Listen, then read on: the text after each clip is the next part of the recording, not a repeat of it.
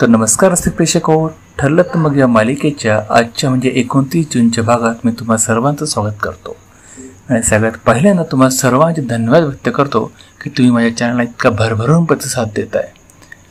तर मित्रांनो, आजच्या ठरलं तर मगच्या भागामध्ये आपण बघणार आहोत की रविराजने अक्षरशः प्रियाला प्रतिमापासून बाजूला करत सालीला प्रतिमेजवळ बसवले. पण त्याने असं का केलं जाणून घेण्यासाठी आजचा भाग पूर्ण बघा. पण त्यापूर्वी तुम्ही चॅनल नवीन असाल तर चॅनल सबस्क्राईब करायला मात्र विसरू नका.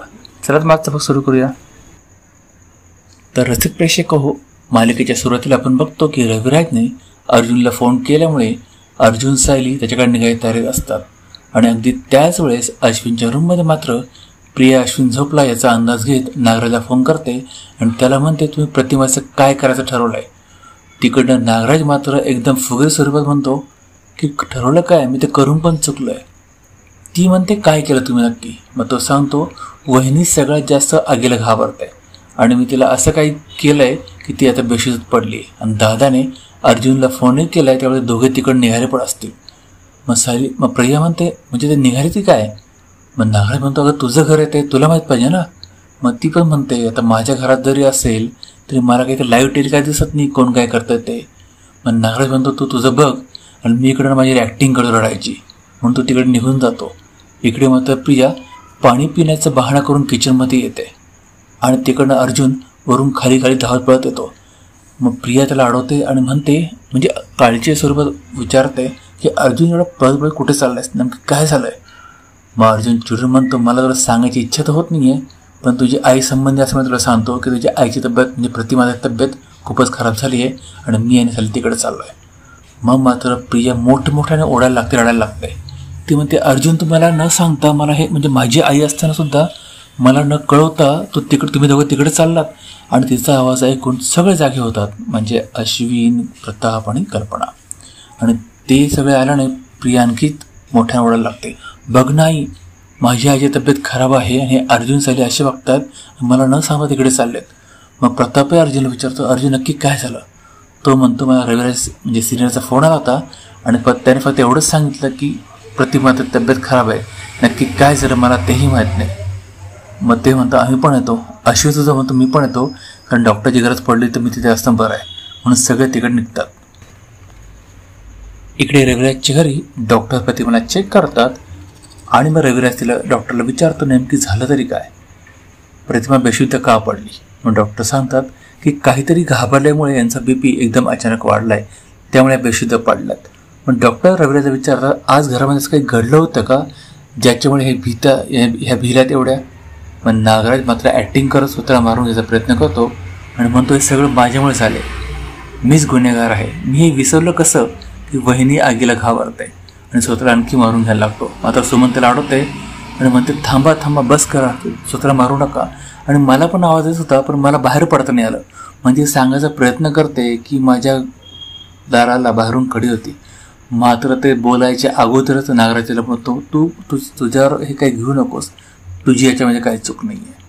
आणि तेवढ्यात प्रताप वगैरे सगळे तिथे येतात आणि लगेच प्रिया प्रतिमापाशी बसते आणि मुद्दामून ॲक्टिंग करायला लागते की आई उठ ना आई, मला तुझी अवस्था बघवत नाही, प्लीज उठ ना. मात्र प्रतिमाच्या तोंडून फक्त सायली एवढे शब्द बाहेर पडत असतात. आणि मग रविराज तिला म्हणतो अगं तन्वी तू उठ, तुला दिसते ना ती सायली बोलते, सायली बसवते तिथे. मात्र प्रिया म्हणते नाही मी तिची मुलगी आहे आणि मी इथून हलणार नाही. मग प्रतापच म्हणतो अगं बाळा पण तुला दिसते ना किती वेळचं ती सायली म्हणते उठ, पण तरी प्रिया उठत नाही. मग शेवटी रविराज प्रियाचा हात धरतो, म्हणतो तुला वाटतं की नाही तुझी आई लवकर बरी होईल तर उठ, म्हणून तो चक्क तिला हातात धरून उठवतो आणि सायलीला बाजूला बसवतो. मग सायली बिचारी प्रतिमाचा हातात प्रेमाने हातामध्ये घेते, तिच्या डोक्यावर हळूवार हात फिरवते, म्हणते प्रतिमा आता मी आली आहे, तुम्ही बिलकुल घाबरू नका, मी तुम्हाला काहीही होऊ देणार नाही. आणि मित्रांनो अचानकपणे शांत होते प्रतिमा. म्हणजे आत्तापर्यंत ती असं वाटत होतं ना की खूपच म्हणजे भिलेली आहे वगैरे पण तसं न दाखवता आता ती शांत झाली आहे आणि सगळे आश्चर्यचकित होतात. प्रताप तर म्हणून दाखवतो की अरे आत्तापर्यंत प्रतिमा किती अस्वस्थ वाटत होती आणि आता एकदम शांत झाली आहे. आणि मित्रांनो हे सगळं झाल्यानंतर आपण बघतो की प्रिया आणि नागराज डोळ्यामध्ये इशारा करतात आणि प्रिया घरावर जाते आणि महिपतला फोन करते. आणि तिकडे महिपत मात्र नेहमीप्रमाणे दारू पित असतो. मात्र प्रियाचा फोन आल्यामुळे तो म्हणतो, हे चितवून दे, मला झोपू देत नाही वाटतं. म्हणून तो फोन उचलतो आणि ती म्हणतो, कागद चितवून दे, मला झोपू देत नाही काय. मग ती म्हणते, आता मी अशी गोष्ट तुम्हाला सांगणार की तुम्ही निवांत झोपाल. तो म्हणतो, काय झालं आहे. ती म्हणते, मी असं काहीतरी केलं आहे की उद्या त्या एक्सोमध्ये अर्जुन साली येऊ शकणार नाही. मग मात्र महिपत म्हणतो, वा वा वा, काय भारी न्यूज दिली मला चित्रे, शब्बास, खूपच भारी काम केलं. पण नक्की जादू काय केली तू. ती म्हणजे तुम्हाला काय करायचं आहे, मी जादू केली का जादूगारांना. तुमचं काम झालं तुम्हाला मतलब ना. तो म्हणतो, हो, मला काय करायचं आहे, माझं काम झालं तेच बरं झालं. म्हणजे आता 113% तिथे अर्जुन आणि त्याच्या बॅगेत थोबाड मला उद्या मला भेटणार नाही ना. ती पण म्हणते, हो, 113% असंच होणार, अर्जुन सायली तिथे येऊ शकणार नाही. आता तुम्ही बघाच, जसं मी अर्जुन सायलीला उद्या एक्सपोत येण्यापासून रोखलं, आता हळूहळू त्यांना माझ्या वाटातून पण दूर करते आणि सगळी सुविधांची संपत्ती माझ्या नावावर करत आहे. तोपर्यंत मित्रांनो इकडे सकाळ झालेली असते आणि सायली सोडून बाकी सगळेजण झोपले असतात. मग हळूहळू जेव्हा सकाळ झाल्यामुळे रविराज, प्रताप उठतो आणि सगळे उठतात फक्त प्रिया सोडून. मग प्रताप रविराजला विचारतो, का रे रविराज, प्रतिमा आली का शुद्धीवर. तो म्हणतो, अजून तर नाही. अशी म्हणतो, काका काळजी करू नको, मी तिला एक इंजेक्शन देतो, त्याच्यामुळे ते BP नॉर्मल होईल. आणि मग सुमनला रविराज विचारतो, तन्वी कुठे आहे. ती म्हणते, मी आत्ता तिच्या रूममध्ये गेली होती आणि ती झोपलेली आहे, गाढ झोपलेली आहे, असा शब्द यूज करते ती. मग मात्र सगळे आश्चर्यचकित होत इकडे बघायला लागतात. कल्पना मात्र तन्वीची म्हणजे उर्फ फिरायची साईड घेत म्हणते, कदाचित तिला ना आपल्या आईची अशी अवस्था बघून ताण आला असेल म्हणून ती गाढ झोपली असेल. आणि तिकडे आतमध्ये मात्र सायली प्रतिमाची काळजी घेत असते. मग ती अर्जुनजवळ जाऊन त्याला उठवते आणि त्याला म्हणते, अहो, मला ना आतून प्रतिमा आता शुद्धीवर नाही आल्यामुळे थोडी काळजी वाटते, आपण त्यांना हॉस्पिटलमध्ये ॲडमिट करायचं का. मात्र अर्जुन म्हणतो, त्याची गरज नाही, मी अश्विनशी बोललो आहे, तो म्हणजे सगळं काय ठीक होऊन जाईल आणि थोड्या वेळात प्रतिमा त्या शुद्धीवर येईल. आणि तुम्ही एक काम करा, तुम्ही रात्रभर जागे आहात, तुम्ही फ्रेश व्हा. मात्र सायली म्हणते, मी कुठेही जाणार नाही, जोपर्यंत प्रतिमा आता शुद्धीवर येत नाही तोपर्यंत तुम्ही हलणार पण नाही. मग अर्जुन म्हणतो, ठीक आहे, हरकत नाही, आपल्याला प्रतिमा आता जास्त महत्त्वाची. मग तो बोलू लागतो, कालपर्यंत म्हणजे आपण रात्रीपर्यंत एक्सपोज जाऊन आपला प्लॅन म्हणजे महिपतच्या घरी जाण्याचा आपला प्लॅन होता, आपण त्याविषयी गप्पा मारत होतो. पण आज बघा, आपण इकडे आहोत, प्रतिमा त्याची काळजी करतो आहे.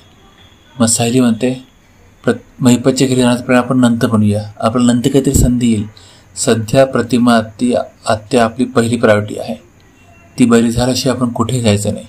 अर्जुन पण म्हणतो, हो, अगदी बरोबर, प्रतिमा आत्या आपली पहिली प्रायोरिटी, जोपर्यंत बरं वाटत नाही आपण तोपर्यंत कुठेही हलणार नाही. आणि मित्रांनो, इथे आजचा मालिकेचा हा भाग संपतो आहे.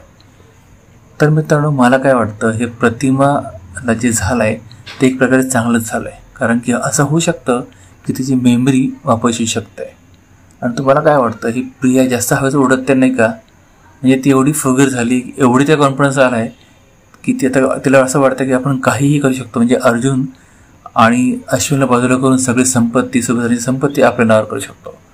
त्याला एवढा कॉन्फिडन्स येतो कुठून मलाही कळत नाही. बघूया पुढे काय घडतं. तर मित्रांनो, उद्याच्या येणाऱ्या भागात आपण बघणार आहोत की अर्जुन आणि सायली एक्सपोज जातातच. म्हणजे होतं काय, महिपत ना प्रताप आला म्हणून त्याचे वेलकम करतो आणि त्याचा हातामध्ये हात द्यायचा प्रयत्न करतो. तेवढ्यात महिपतचा हात अर्जुन हातामध्ये घेत म्हणतो, तू किती आमचा जरी वाटेत अडवाला तरी तू आमची वाट अडू शकत नाही आणि आम्हाला हरू पण शकत नाही. मग मात्र महिपत एवढा चिडतो की प्रियाच्या तोंडात तो ग्लास देतो पाण्याचा आणि तिला पाणी मुद्दामून प्यायला लागतो.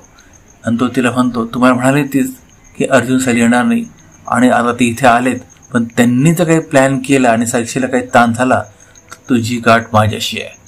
आणि मित्रांनो, आपण बघतो की अर्जुन सायली लगेच महिपतच्या घरी जातात आणि तिथे तो दागिने शोधण्याचा प्रयत्न करत आहेत. आता नक्की डिटेलमध्ये काय झालं हे जाणून घ्यायचं असेल तर माझं चॅनल सबस्क्राईब करा, बेल आयकॉन प्रेस करा, जेणेकरून माझा उद्याचा व्हिडिओ तुमच्यापर्यंत सगळ्यात पहिल्यांदा पोहोचेल. आणि आजचा व्हिडिओ तुम्हाला कसा वाटला, लाईक आणि शेअर करायला विसरू नका आणि तुम्हाला काय वाटतं ते कमेंटही करा. तर भेटूया पुढच्या व्हिडिओमध्ये.